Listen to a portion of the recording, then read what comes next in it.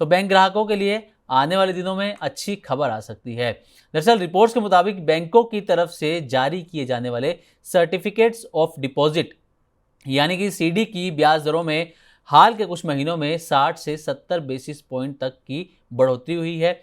अब माना यह जा रहा है कि इसका असर जल्द ही आम ग्राहकों की एफडी और रिटेल डिपॉजिट दरों पर भी दिख सकता है। दरअसल बैंकों पर लोन ग्रोथ के मुकाबले जमा बढ़ाने का दबाव वो बढ़ रहा है, इसलिए उन्हें ग्राहकों को आकर्षित करने के लिए ज़्यादा ब्याज ऑफर करना पड़ सकता है। ऐसे में सवाल उठ रहा है कि क्या अब एफडी निवेशकों के लिए फिर सुनहरा दौर लौटने वाला है।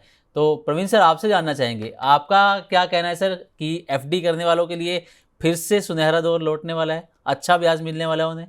नहीं, एफडी करने वालों के लिए पिछला पूरा अगर आप देखेंगे ये साल और पिछला साल भी जी। ये ठीक ही ठाक रहा है। बैंकों ने लगातार ब्याज दरों में बढ़ोतरी की है और ऐसा तब किया गया है जबकि जो ब्याज दरें हैं वो सबसे निचले लेवल पर हैं। अगर जी। आप कर्ज की ब्याज दरों को देखेंगे तो काफ़ी नीचे के लेवल पर हैं। आरबीआई के सक्सेसिव जो रेट कट है उसके बाद कर्ज की ब्याज दरें नीचे घटी हैं, लेकिन जो फिक्स्ड डिपॉजिट की ब्याज दरें हैं वो लगातार मजबूत बनी हुई हैं। और अब अगर हालिया आप मामला देखेंगे तो एफडी को लेकर जो रेट्स हैं, जो 70 बीपीएस का लगभग जी। आप बता रहे हैं कि बढ़ोतरी हुई है।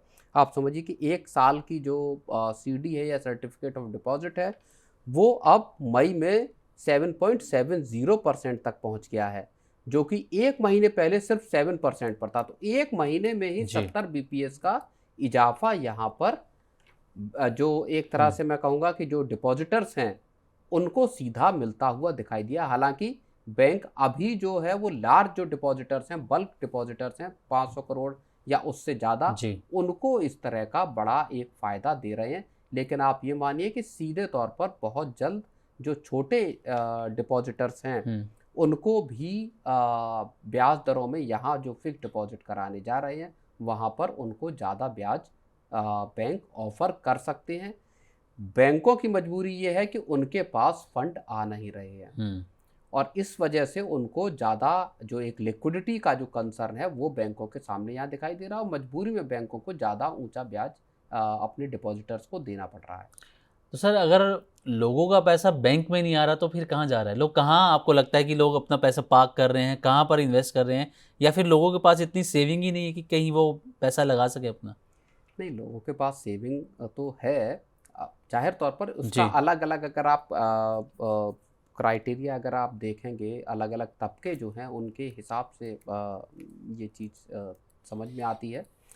लेकिन अगर आप ये कहें कि आखिर लोग पैसा लगा कहाँ रहे हैं तो उसका नंबर जो है वो सिप के नंबरों में दिखाई देता है, जहाँ हर महीने आपको 31,000 करोड़, 30,000 करोड़, इससे ऊपर के हर महीने नंबर दिखाई देते हैं।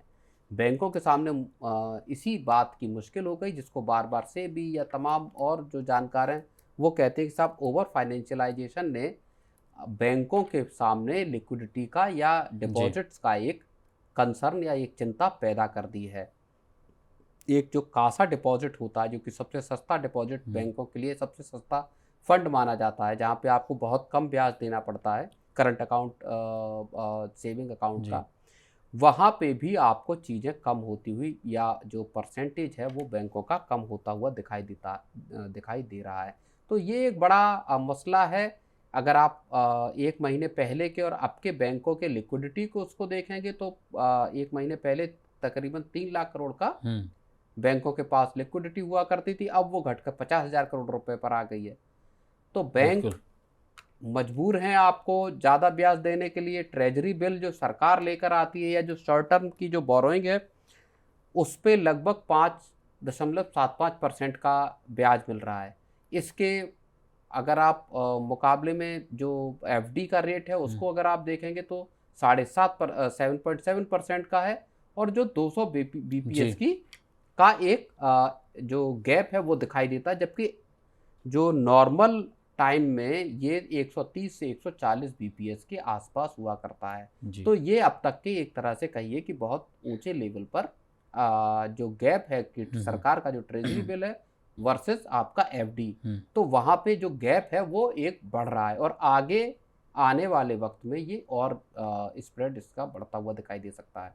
तो सर ये लिक्विडिटी प्रेशर की वजह से आपको लग रहा है कि बैंकों के बीच में, वो चाहे स्मॉल फाइनेंस बैंक हैं या प्राइवेट सेक्टर से गवर्नमेंट सेक्टर के बैंक हैं या फिर एनबीएफसीज हैं, इनके बीच में कंपटीशन बढ़ने वाला है अब यहाँ से? कंपटीशन बढ़ेगा और इसके बाद कंपटीशन अभी और बढ़ने की आशंका इसलिए है और कस्टमर्स को जी। फ़ायदा होने की इसलिए उम्मीद है कि आने वाले वक्त में रिजर्व बैंक को रेट्स बढ़ाने पड़ेंगे। जी। जो निचले ब्याज दरों का साइकिल था वो खत्म हो गया है और माना यह जा रहा है कि जिस हिसाब से महंगाई बढ़ रही, जिस हिसाब से ग्रोथ के कमज़ोर रहने की बात कही जा रही, वहाँ रिजर्व बैंक को अब ब्याज दरों में बढ़ोतरी करनी पड़ सकती है। हो सकता है इस जून में ना हो जब मॉनेटरी जी। पॉलिसी की बैठक है, लेकिन उसके बाद जो उसके अगले 2 महीने बाद जो बैठक होगी, हो सकता है रिजर्व बैंक वहाँ पर रेपो रेट बढ़ाने का फैसला करे और ऐसा अगर हुआ तो बैंकों को तत्काल आपके फिक्स डिपॉजिट पर रेट बढ़ाने होंगे। जाहिर तौर पर लोन्स के भी रेट बढ़ सकते हैं यहाँ पर। बिल्कुल, तो मतलब कि एफडी करने वालों के लिए और ज़्यादा अच्छा समय भी आना बाकी है अगर रेपो बिल्कुल। रेट आरबीआई बढ़ाता है तो। डेफिनेटली फिक्स डिपॉजिट करने वालों के लिए अच्छे टाइम, जी। अच्छा या ज़्यादा ब्याज मिलने का अभी और मौका मिल सकता है यहाँ से। लेकिन दूसरी तरफ सर फिर ईएमआई वगैरह जिनके लोन चल रहे हैं, ईएमआई वो फिर बढ़ जाएगी क्योंकि पिछले एक साल में जो 125 बेसिस पॉइंट घटाए आरबीआई ने, अब वो आपको लगता है कि वाइप आउट हो जाएंगे इसी साल, इसी 2-4 मीटिंग्स के अंदर? नहीं, बैंक देखिए लोन की दरों को मुझे लगता नहीं कि उस रफ्तार से बढ़ाएंगे जिस रफ्तार से आरबीआई मान लीजिए जी। ब्याज दरें बढ़ाता है, क्योंकि बैंकों को दरअसल अपनी क्रेडिट ग्रोथ जी। भी चाहिए और ऐसे अनसर्टेन टाइम में जहाँ पे कि लोग पहले ही क्रेडिट से दूर होने की कोशिश करें, क्योंकि जिस तरह की अनिश्चितता का माहौल है उसमें बैंक ये नहीं चाहेंगे कि उनकी जो ब्याज से कमाई है दरअसल वो कमज़ोर जी। पड़े।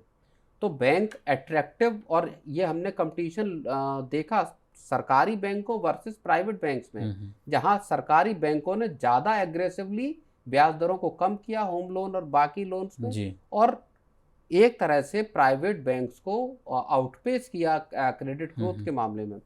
तो बैंकों के सामने ये चैलेंज आगे भी रहेगा कि आपको अपनी डिपॉजिट को भी बढ़ाना है, जी। साथ में क्रेडिट ग्रोथ को भी कमज़ोर नहीं होने देना है। तो दोनों चीज़ें इक्वली इम्पोर्टेंट है बैंकों के लिए, क्योंकि इंटरेस्ट इनकम भी उनको चाहिए। जी। तो मुझे लगता है कि कर्ज की दरों को उस रफ्तार से शायद बैंक न बढ़ाएं जिस रफ्तार से आपके डिपॉजिट के रेट्स को बढ़ाएं। बिल्कुल।